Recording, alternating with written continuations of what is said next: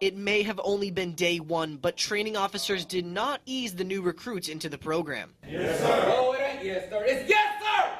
Does everybody understand that? Yes, sir. It's been a shock, kind of. I expect the academy to be pretty tough and, do a lot of running. But on the most important thing is to learn how to fight a fire. The military-style boot camp is a training tactic to teach the new recruits discipline and teamwork, both important qualities of the job. Wall, face. We'll get that. Firefighters work as a team. I'm team-oriented. I want to get back to the community, and I want our community to be comfortable knowing that we're here for them. Antonio Smith is in his second year as a training officer and says that the first day is always difficult for recruits. Yeah, it seems to be right now just a lot of nervousness, more than anything, not really knowing what to expect. It's going to take a while before they start to gel together as a team. And new recruit Heather Fontana knows that this is only the beginning. It's only going to get harder, and I'm ready. These men and women will have 4 months to learn the teamwork, training, and discipline it takes to be part of the department before the scheduled graduation date in November. 1, 2.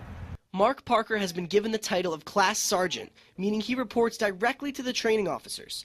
Parker has a military background and knows what it takes to excel at physical training. The most challenging part of today's events is just pushing yourself.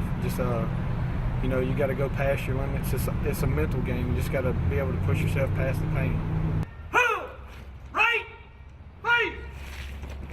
The recruits understand training is more than just to keep them in shape. At the end of this academy, we will be put out on those trucks, and we're in life or death situations. So it's very important that we have our stamina up to be able to help and have no one left behind.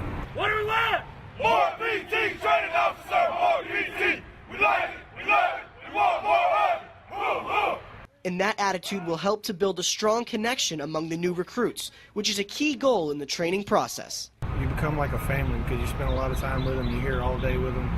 You have to do different tasks with them, and you just become like a family, and that brotherhood, that sisterhood, it just becomes a strong bond. They're only 3 weeks into their training program, but these recruits are beginning to gel together.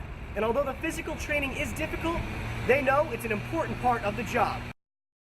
The aerial ladder branches 107 feet off the Monroe fire trucks at a 75-degree angle, and these 22 recruits had to climb every step. Get up there!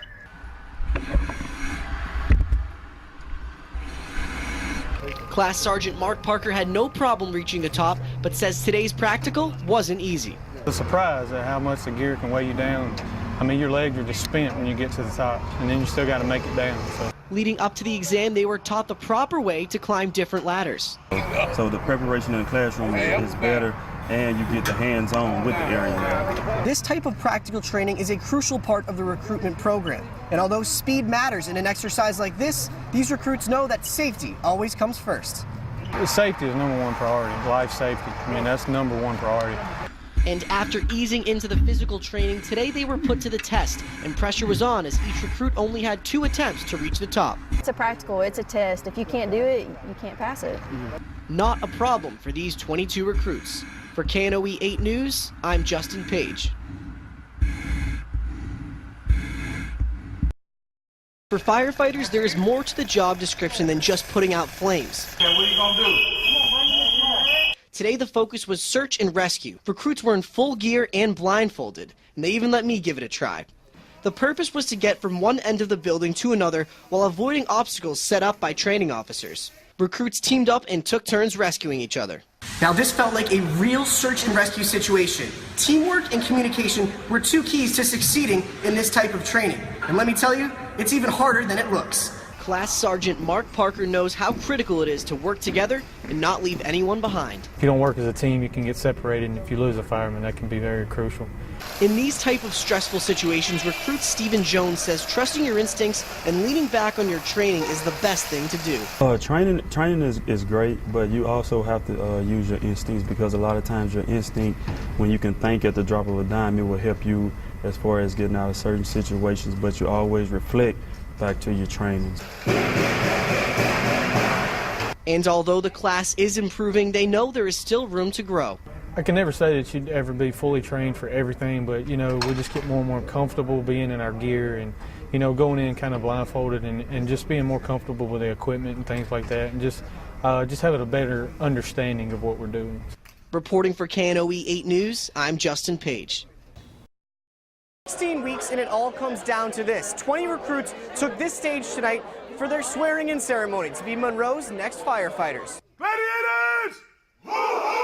From climbing aerial ladders to studying, to extinguishing flames, and to studying again. These recruits dedicated themselves to joining one of the best fire departments in the country, an experience that not only trained them how to battle a blaze, but to selflessly serve their community. It's life-changing, it really is. You come through these double doors, you don't know what to expect. You go through all this training, you learn a lot in a short amount of time, and you know, you get to just help people at the same time, so it's amazing. It's actually been humbling because I'm not just a youngster, I'm 33 years old, so, you know, starting over all over again, so it's been a humbling experience. Relieved, but at the same time, training's not going to stop. You know, we got to keep going. We got still so much to learn, but we're going to enjoy it. And they aren't wasting any time. These firefighters got their first assignments tonight, and some will start their first shift tomorrow at 7 in the morning. At the Monroe Public Safety Complex, I'm Justin Page, KNOE 8 News.